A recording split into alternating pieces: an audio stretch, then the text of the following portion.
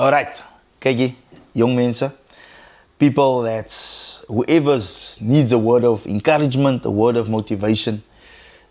Something I have to tell you, iets wat ik veel moet zeggen is, moenie moed opgee nie, moenie ophou nie.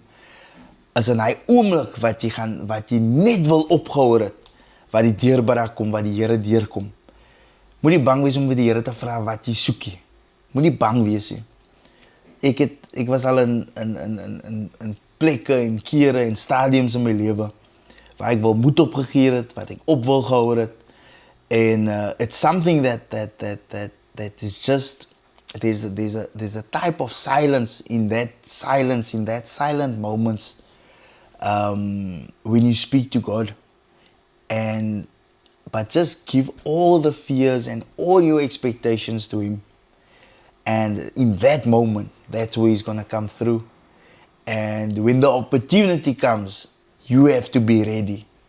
Jy moet gereed wees wanneer die geleentheid kom.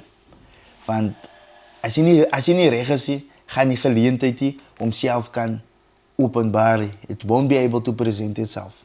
So you have to be ready. Guys, peace and love.